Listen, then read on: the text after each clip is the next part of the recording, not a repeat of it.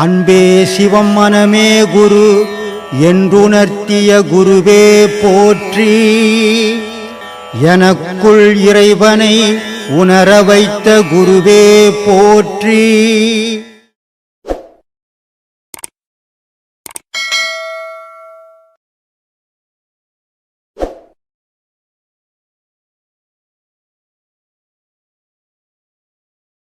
என்னோட தேடல் ஆன்மீக தேடல் ஒரு 21 வயசில் தேட ஆரம்பித்தேன். இன்ன வரைக்கும் சரியான பொருள் நான் தேடி போகல, இல்லை எனக்கு கிடைக்கல, நான் சரியான தேடல் இல்லைன்ட்டு தான் என்னோடய எண்ணம்.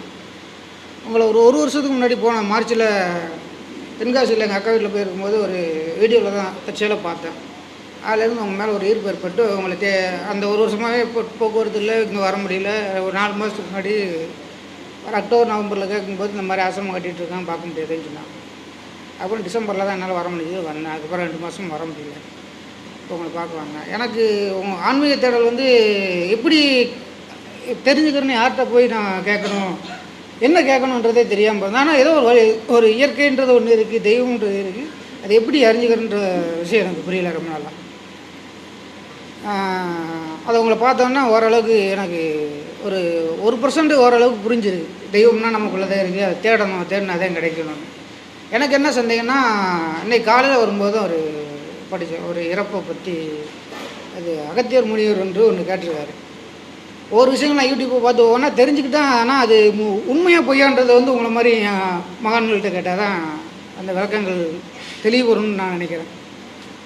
அவங்க என்னென்னா, உயிர் போகிற வழியில் உடம்புல 11 வழியில் போகுதுன்னு படித்தேன். அந்த யூடியூப்பில் ஒரு விஷயம் படித்தேன். அந்த 11 வழியில் 9 துளைகள் வழியாக போகுது, 11 துளைகள் வழியாக போகுதுன்றது அதில் என்ன போட்டிருந்தாங்க, அந்த கண்கள், காது, மூக்கு 2 மனுஷனுக்கு.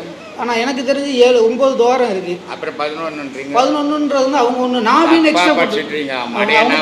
அதான் கேட்டாங்க, நாவின்றது மடையம் இல்லை, புத்திசாலி. எனக்கு நம்ம படிச்சு பேப்பரில் தப்பாக படிச்சு போடுவோம். அதனால 9 துவார வழியாக போவோம். எந்த துவார வழியானா சாக தானே போகிறோம். ஆமாம். அப்புறம் அது எந்த வழியா போனா என்ன பயிற்சி என்ன பண்ண போற, அந்த வழியில போவ நான் சொல்ல முடியுமா? இல்ல அதை உணர முடியுமா? நம்ம அந்த ஒன்னும் உணர முடியாது. இந்த பயிற்சி உடல் மேல இருக்கிற எண்ணத்தை விட்டணும் முதல்ல. அதுக்குதான் இந்த பயிற்சி. நீ உடல்ல இந்த துவாரம் அந்த துவாரம் யோசினாவும் உனக்கு மனம் வந்துச்சுன்னு அர்த்தம். இதெல்லாமே யோசிக்கக்கூடாது. உயிர் இருக்குது, நான் இருக்கிறேன் அப்படின்ற எண்ணத்தோட போகும். அதுதான் உங்களுக்கு வழியை தவிர எங்கே சாவறோம், எப்படி சாவறோம், வண்டியில் மாட்டின்னு சாவறோம். 9 வாரமும் ஒரே இடத்துல நச்சிக்கும் போகுது. அதனால் என்ன பண்ண முடியாது? அதனால் அந்தங்கெல்லாம் போகக்கூடாது. மரணம் ஜனனம் உலகத்தில் இயற்கை இல்லையா? அதனால தானே சொன்னார் வள்ளுவர், ரொம்ப அழகாக சொன்னார், வருமுன் காவாதவன் வாழ்க்கை எரிமுன் வைத்தது போல் கெடும்னார். அப்போது மனுஷன் ஒருத்தன் பிறந்தாய் போச்சு, அவன் பொய்ன்னு சொல்ல முடியாது, சாக போகிறதும் பொய்யன்னு சொல்ல முடியாது. ரெண்டுக்கும் நடுவில் கடவுளை கொடுறா, இல்லைன்னா வைக்காப்பர்கிட்ட நெருப்பு காட்டின கதையாக ஆகிடும்னாரு. அதனால் நான் எப்படி சாவேன், ஏன் சாவேன், இந்த கேள்வி கேட்டேன்னா கடவுளை தேட முடியாது. நான் எப்படியாவது சாவுறேன், கடவுளே ஒன்று நான் சாவத்துக்குள்ளே அடையணும், அந்த எண்ணம் மட்டும் வச்சுங்க, கடவுளை அடையணும். நான் என்னோட உடலை பற்றி இந்த பயிற்சி பண்ணுறதுனால இதனால் ஏதாவது குறைன்றது இல்லை, இது தடங்கள் வருமான்றது கேட்டுருக்கேன். எனக்கு ஒரு ஆக்சிடென்ட்ல இந்த கால் தடங்கள் இதெல்லாம் பண்ணுறதுக்கு முன்னாடியே வந்துடுச்சு இல்லை? என்னங்க பண்ணுறதுக்கு முன்னே ஆக்சிடென்ட் ஆகி போச்சு. ஆமாம், எனக்கு 7 வருஷம். அப்புறம் எப்பவுமே வர தடங்கள் உனக்கு வருது. அதனால தான் விதிப்படி தான் உன் வாழ்க்கை. இப்போ இதில் வந்துட்டு இதில் முழுமை பெறுவேன்னு சொல்ல முடியாது. இல்லை, முழுமை பெறல. அதை பயிற்சி பண்ணுறதுக்கு பயிற்சின்னா ஒரு பயிற்சி இல்லை, இது 1000 பயிற்சி இருக்குது. நீ அது வரைக்கும் கண்டினியூவாக வருவியான்னு சொல்ல முடியாது. ஏன்னா விதி முடிவு பண்ணணும், நீ முழுமையான ஞானி ஆகணும்னு விதி முடிவு பண்ணாதான் நீ ஆக முடியும். இல்லைன்னா ஒரு உபதேசம் வாங்கிட்டு அதோட 6 மாதத்துக்கும் 1 வருஷத்துக்கு வர மாட்டேங்க. ஒருத்தன் வந்தா நேற்று உபதேசம் வாங்கிட்டு போனான், அவன் 2 மாதத்துக்கு முன்னே உபதேசம் வாங்கிறதே மறந்து போயிட்டானான். அப்புறம் அவனுக்கு எந்த உபதேசம் கொடுத்தா என்ன பண்ண போகிறான் அவன்? ஏன்னா அவனுக்கெல்லாம் உலகப்பற்று, உயிர் பற்று இல்லை, கடவுள் பற்று இல்லை. இது கடவுள் பற்றும் உயிர் பற்றும் ஊனும், உலக பற்றும் உடல் பற்றும் மறக்கணும். அவனுக்கு தான் சாத்தியம். குழந்தை எனக்கு 2 பையன் இருக்காங்க. ஒரு எந்த வயசுலேருந்து இந்த பாதையில் நம்ம 15 வயசுலேருந்து வரலாம். 15 வயசு. ஆமாம், உங்கள் ஆசை 5 வயசுலேயே எதுவுமே விட்டுலானுங்க. விளையாட்டு பருவத்தில் இதுக்கு வந்தால் அது இன்னும் செய்யாது. எங்கிட்ட நிறைய பேர் அது மாதிரி வந்தவங்க அது செய்ய முடியாது. அதுக்கு அந்த பற்று வராது. அதுக்கு விளையாட்டு புத்தி தான் போகும். அதனால் பருவம் வந்த பிறகு இட்டுன்னு வாங்க. சரி, நன்றி. நன்றி. நான் மேற்கு வங்காளம் கல்கட்டாவிலேருந்து வரேன். பிறந்த ஊர் பாண்டிச்சேரி சேதராப்பட்டு. நாங்கள் பிறந்ததுலேருந்து ஒரு வயசாகும்போது தாய் தகப்பான்னு பிரிஞ்சிட்டாங்க.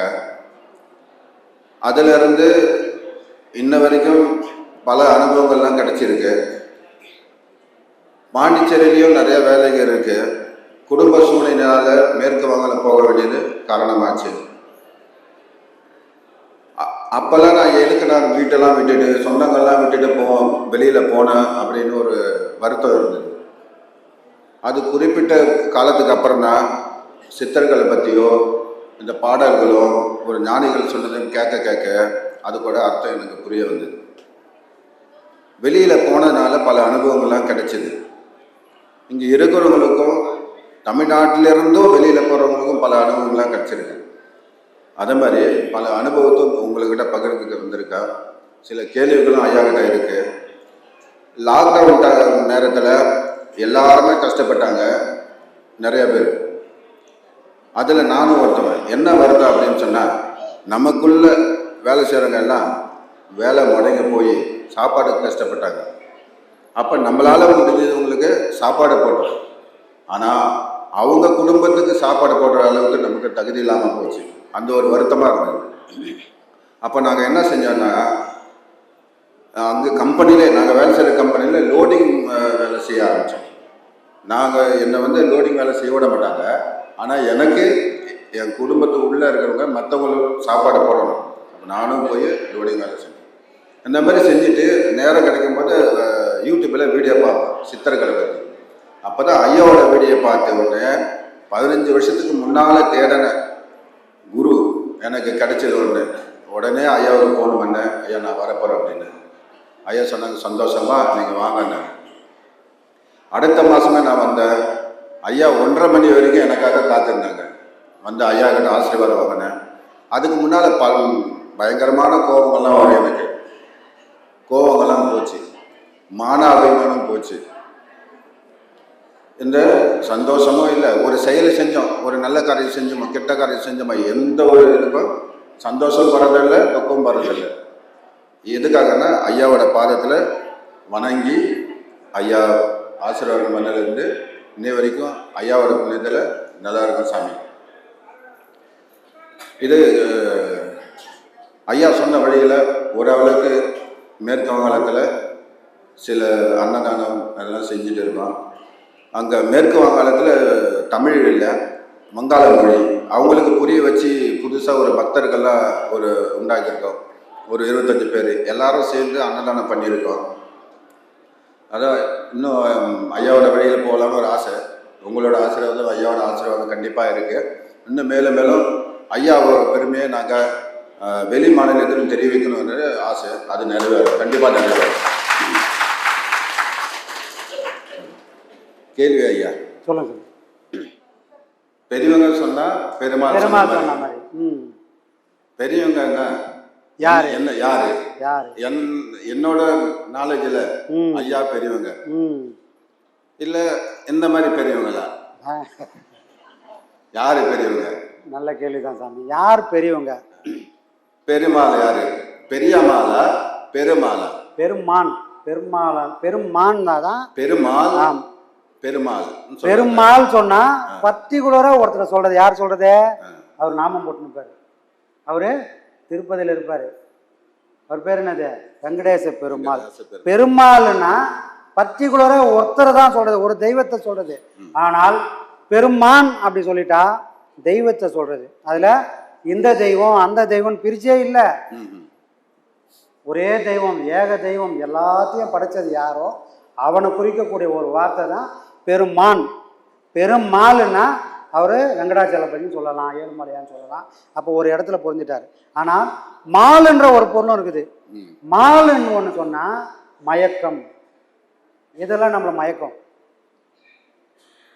நான் ஒரு ஆண், ஒரு பெண்ணு போனால் எனக்கு மயக்கம் வரும். அப்போது பெண் போனால் மயக்கம். பொதுவாகவே நாம் எல்லாரும் மனுஷன்.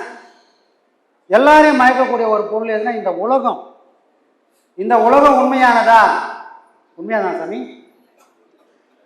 இல்லைன்னு சொல்ல முடியாதுல்ல, தினமும் பார்க்குறோங்க. தினமும் பார்க்கறதுனால உண்மையானதானா தூக்கத்தில் மறையுத. உண்மையாகவும் இருக்கு, பொய்யாகவும் இருக்கு. ஆனால் பொய்யான ஒன்று இங்கே உண்மையாக தான் நம்ம காட்டிகிட்டு இருக்குது. அப்போ மாலுன்னா மயக்கம், அப்போ இந்த உலகன்றதான் மயக்கம், இந்த மாலுன்னா உலகம். அருமை சாமி. சரிங்களா? இது மயக்குது நம்மளை. விழிப்பாக இருக்கும்போது நான் தான், என்னை பார்த்துக்கோ, என்ன மாதிரி நீயும் சந்தோஷமாக இருக்கணும்னு ஊரை பார்க்க வச்சு நம்மளை ஓட விடுது. ஆனால் தூக்கத்தில் ஒன்றும் இல்லை, ஏன்னா அங்கே நானே இல்லை. குரு, குருன்னா யார்? தன்னை அறிய தனக்கு கேடில்லை, தன்னை அறியாமல் தானே கெடுகிறான், தன்னை அறியும் அறிவை அறிந்த பின் தன்னைத்தானே அர்ச்சிக்கத்தானே. இந்த தன்னைத்தானே அர்ச்சிக்கக்கூடிய தகுதி யாருக்கு இருக்கோ அவங்க தான் குரு. இந்த தன்னைத்தான் உணர்ந்தவங்க யாரோ அவங்கெல்லாம் எப்படி இருப்பாங்கன்னா, எல்லாரும் போன பாதையில் போக மாட்டாங்க, தனக்குன்னு ஒரு பாதையை உருவாக்குவாங்க. அவங்க தான் குரு. ஒருத்தர் போட்ட பாதையில் ஒருத்தர் கொடுத்த பாடத்தை வாங்கி பயணம் பண்ணுற யாரும் குரு இல்லை. தனக்குன்னு ஒரு பாதையை உருவாக்கி தனக்குன்னு ஒரு வழிமுறையை உருவாக்குனவங்க யாரோ அவங்க தான் தலைவங்க, அவங்க தான் குருமார்கள். அப்போது ஐயா என்ன பண்ணார், இங்கே கொடுக்குற பாடம் இந்த உலகத்தில் யாரும் கொடுக்கல. அப்போது தனக்குன்னு ஒரு வழிமுறையை உருவாக்குனதுனால தான் அவர் என்றைக்குமே அவர் மட்டும்தான் குரு. நாம் எல்லாம் அவர் கொடுத்த பாடத்தை பயணம் பண்ணுறவங்க. இங்கே யாரும் குரு இல்லை, எல்லாமே சீடன்தான். அப்போது ஒரு வயசை வச்சு முடிவு பண்ணலாமா? பெரிய தாடி வச்சுக்கலாம், பெரிய குடுமி போட்டுக்கலாம், அதை வச்சு ஒரு மரியாதை கொடுக்கலாமன்னா இதெல்லாம் இது கிடையாதுப்பா. கண்ணதாசன் ஒரு இடத்துல சொல்லுவார், இப்போ நரை விழுந்தாலும் நெஞ்சில் திரை விழாதவன் எவனோ அவன் தான் பெரியவன். நரை விழுந்ததுனால ஒருத்தன் பெரிய மனுஷன் ஆயிட முடியாது. நமக்கு வயசு ஒரு 50லே நரை விழுந்துடலாம், இப்போலாம் பித்த நிறைய வந்துடுது. ஆனால் நமக்கு முன்னாடி இங்கே 1000 மரம் கொடி வருஷக்கணக்காக கிடக்குது. அப்போ அதெல்லாம் நம்மளோட பெரியவங்கள ஆகிடுமா அப்படின்னா வாய்ப்பு இல்லை. அப்போது வயசுன்றது பெரியவங்கன்றது தீர்மானிக்காது. அதனால தான் சொல்லுவாங்க, மூர்த்தி சிறுசாக இருந்தாலும் கீர்த்தி பெருசு.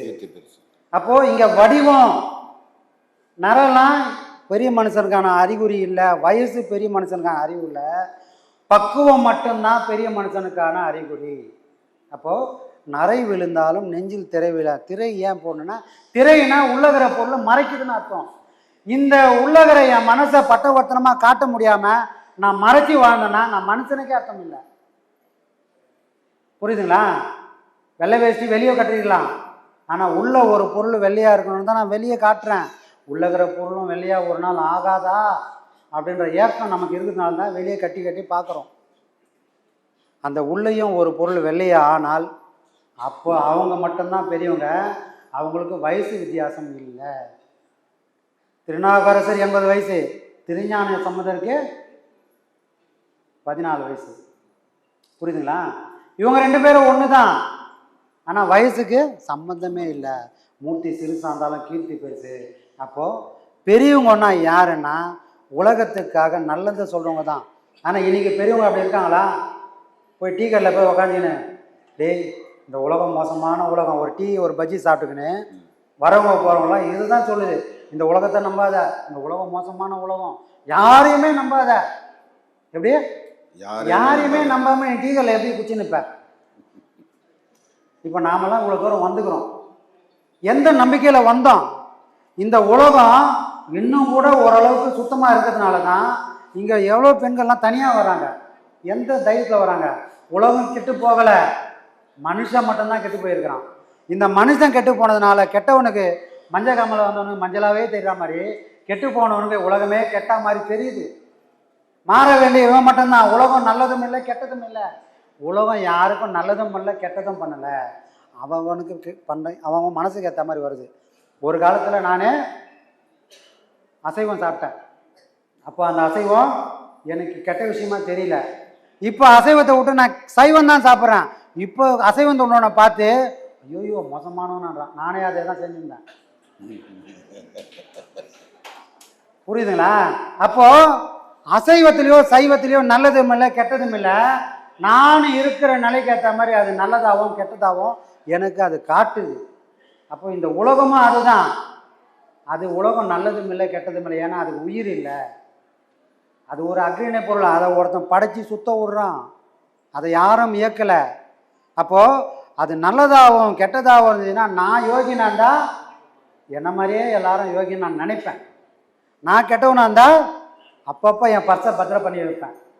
ஏன்னா நானே திருடனா இருந்தேன்னா என்ன பண்ணுவேன், பக்கத்தில் இருக்கிறோம் என்ன மாதிரியே ஒரு திருடனா இருந்தால் என்ன பண்ணுறதுன்னு யோசிப்பேன். அப்போ மாற வேண்டியவங்க நாம மட்டும்தான் தவிர உலகத்தில் ஒன்றும் இல்லை. அப்போது இதை யோசிக்க முடியாமல் ஒரு விஷயம் பண்ணுதில்ல, அதுதான் மால், அதுதான் மயக்கம். புரியுதுங்களா? அது பெண்ணாகவும் இருக்குது, ஆணாகவும் இருக்குது, உலகமாகவும் இருக்குது. அதனால தான் சித்தர்கள்லாம் என்ன பண்ணாங்கன்னா பெண்களை திட்டினாங்க. பெண்களை திட்டினாங்கன்னா அவங்கள ஏதோ பாவப்பட்ட பிரிவில் பெண்களை திட்டுறதுக்கு. ஏன் அதை திட்டினாங்கன்னு சொன்னால், ஒரு மனுஷன் மயக்கத்தில் இருக்கிறான். முதல் மயக்கம் எது அப்படின்னா பசி. பசி வந்தால் 10 பறந்துடும். அவன் மானம் குலம் கல்வி இது வரைக்கும் சேர்த்து வச்ச எல்லாத்தையும் பசி வந்தால் தூக்கி போட்டு அதை ரொப்பனா தாண்டா எனக்கு விடிவு காலன்னு அங்கே தேடி போவான். அந்த பசிக்கு அப்புறம் இன்னொரு பசி என்னது, காமம். அதை தறக்கக்கூடியது எது எது, ஒரு பெண்ணோட வடிவம். அப்போது இந்த மயக்கம் இருக்கிறதுனால இவன் இறைவன் யாருன்னு தெரியல, தான் யாருன்னு புரியல. அதனால என்ன பண்ணுறாங்க, டே பெண்ணுன்றவ உன்னை மயக்க வந்து பிசாசு அப்படின்னாங்க. ஆனால் அவங்க பிசாசு இல்லை. அந்த பெண் இல்லைன்னா இன்னைக்கு உலகம் இல்லை. அந்த பெண் இல்லைன்னா நமக்கு அறிவு இல்லை. அந்த பெண்ணை காட்டி தான் இந்த உலகத்தையே திருத்தம் இறைவன். யாரை காட்டி? பெண்ணை காட்டி தான். பெண்ணுன்ற சக்தியோட அம்சம், சிவன் ஆணுன்றவன் சிவனோட அம்சம். இவங்க 2 பேரும் ஒரே ஈக்குவலாக என்னைக்கு இணைகிறாங்களோ அவங்களுக்குள்ள சிவன் நர்த்தனம் மாடும். அப்போது ஒரு குடும்பமாக இருந்தாலும் இந்த 2 பேரும் ஒன்று சேர்ந்து போகணும். அவங்க போக பொருள் இல்லை, உன்ன மாதிரி அவங்களும் அறிவுள்ள ஒரு பொருள். நீ அனுபவிக்கிறதுக்காக அவங்க இறைவன் உன்னை படைக்கலை. நீ எதை அனுபவிக்கணும் வந்தியோ அதே விஷயத்தை அனுபவிக்கிறதுக்காக வந்த ஒருத்தவங்க தான் பெண்ணும். அதை நீ புரியலை, நீ புரிஞ்சுக்கணுன்றதுக்காக தான் அப்படிலாம் சொன்னாங்களே தவிர அவங்க யாரும் தாழ்த்தப்பட்ட பொருள் இல்லை. உண்மையிலே உயர்ந்த ஒரு ஜீவன் யாருன்னா ஒரு ஆணோட ஒரு பெண்ணு தான். சரிங்களா? ஒரு பெண்ணால் எல்லாத்தையும் சாதிக்க முடியும், ஒரு ஆணால் சம்பாதிக்க மட்டும்தான் முடியும். ஆனால் ஒரு பெண்ணால் மட்டும்தான் அதை கட்டி காப்பாற்றி அந்த குடும்பத்தை, இவன் உதவாக்கரையாக இருந்தால் கூட, ஒரு புள்ள வந்தானா வீட்டுக்கு வந்தானா சாப்பிட்டானா இல்லையான்னு ஒரு அப்பனுக்கு தெரியாது, அம்மா சொன்னாதான் தெரியும். அவன் காலையில் போவான், சாயங்காலம் தான் நைட்டு தான் வருவான். ஆனால் 24 மணி நேரம் தான் கணவன் தான் புள்ள தான் குடும்பம்னு போராடுற ஒரு ஜீவன். அந்த ஜீவன் ஒன்று இருக்கிறதுனால தான் இன்னைக்கு இந்த உலகத்தில் குடும்பன்ற ஒரு அமைப்பே இருக்குது. எந்த ஆணாலையும் குடும்பத்தோட ஒரு அமைப்பை கட்டி காப்பாற்றவே முடியாது. அந்த குடும்பன்ற ஒரு விஷயத்தை கட்டி காப்பாற்றக்கூடிய ஒரு தகுதி, ஒரு சக்தி ஒரு பெண்ணுக்கு மட்டும்தான் இருக்குது. அப்படி ஒரு பெண்ணு வணங்கப்பட வேண்டிய பொருள்ரா, நீ அனுபவிக்கிறதுக்காக பொருள் இல்லைன்றதுக்காகத்தான் சித்தனும் மகான்களும் அப்படி சொன்னாங்களே தவிர மற்றபடி அவங்கள தாழ்த்தணுன்றதுக்காக சொன்ன விஷயம் இல்லை.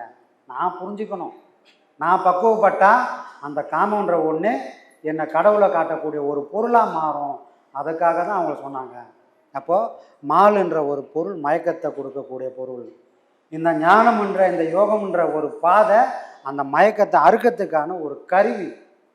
அதனால தான் பிள்ளையார் கையில் பாசக்கயிறும் இருக்கும், கோடரியும் இருக்கும். ஏன் ஒரே ஜீவன்கிட்ட கட்டுறதுக்கான பொருளும் வெட்டுறதுக்கான ஒரு பொருளும் ஏன் இருக்கணும்னா, ஒரு பொருளுக்குள்ளே தான் பாசமும் இருக்குது, கயிறும் இருக்குது.